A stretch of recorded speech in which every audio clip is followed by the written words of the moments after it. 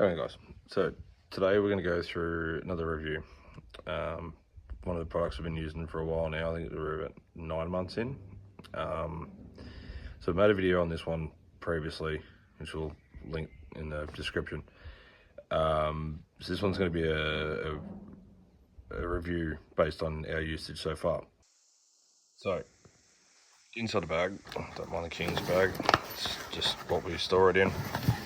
So butane canister, don't mind the Campmaster can. So there's a 227 gram canister that we use to fuel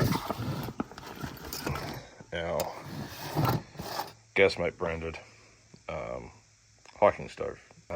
We've had previously a Campmaster, I think it was, yeah, Campmaster one, that we purchased at Kmart. I'll also leave a link in the description for that one as well. Now, first of all, we'll talk canisters. So, been running the Campmaster canisters because they've been the easiest ones to get a hold of here in Alice Springs. Don't get me wrong, they're great. They don't tend to last as long as, say, your Jetboil canisters or your other canisters. Now, we can't actually get Gasmate branded canisters here in Alice Springs for whatever reason. Otherwise I'd use them. They tend to last a lot longer. But yeah, so just leave that there, put that aside now. Little clasp has come in really handy. It's made it easy to open one-handed, so open, and lockable handle. Just a little push button at the top there. Lid with a silicone rubber support, so lifting it on and off. That is a good addition to these ones. The base for the gas bottle, I'm not going to open up, I'm not going to set it up, it's pretty self-explanatory. Pull the legs out and it clips into little notches in the legs. Alright. Now, the biggest thing that we've had with this one, and I've used it a few times, is this little adapter. Alright. Now, you open up the legs, open it the right way. That was a bit hard to do one-handed. You simply just twist them out and then they sit there. Now, that allows you to put on top saucepan, fry pan, whatever. Alright, so rather than using the sleeve, you've got your topper that'll sit on top of the can like so. Alright, and then that just sits on top. Alright, now you've got little teeth in the side of the legs, they just sit there like that. That allows you to put your saucepan or your frying pan or whatever on the top. And then that's it inside there. Now the Kmart one does come with a cup, but I found the Kmart one did have some issues with certain food sticking to the side of this. At the moment we've got a bit of calcium in there, so it needs a good clean. Joys of remote areas.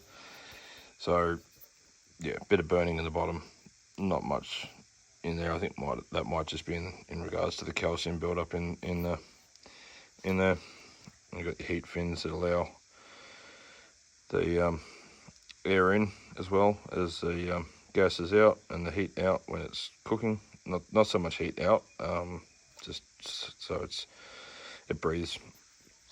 Now,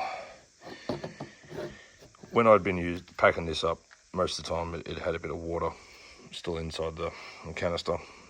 And it's got a clicker igniter on there. Get around there. So if you can hear that usually ignites the gas as it's coming out of here. Now, I think the issue that we've found with ours is the fact that because we'd had a little bit of water still left in the canister, it's actually affected the igniter.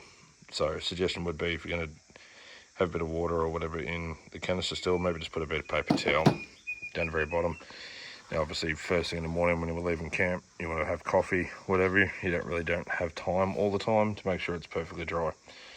So, suggestion would be do that. Put a little bit of paper towel on the edge to absorb the moisture. But another issue that we've had, I'm not sure how clearly you can see that, inside the little brass section there in the center, you got a little pin. Now, the pin's not the issue, is so much the rubber O-ring that sits there. That is what seals the very top of here. Now, an issue that we've found is over time, if you're screwing the canister on too hard, it actually perishes that rubber seal, cracks it and degrades it, and it ends up affecting the ability of gas flow through the actual cooker itself. So we found at Bunnings they have a nitrile O-ring kit, different variations of sizes. Now we keep that as spares for everything else, but they do have the perfect size to fit that, and it works perfectly well. So suggestion would be to keep replacements of those, but with this, as a lot of the other cookers, suggestion would be, if you can, buy the more expensive canisters. They do cost a bit more up front, and this one I think is $4.50 versus about $7 to $9 depending. For the more expensive ones, you can get upwards of $15 for the taller ones, $15 to $20 for the taller ones.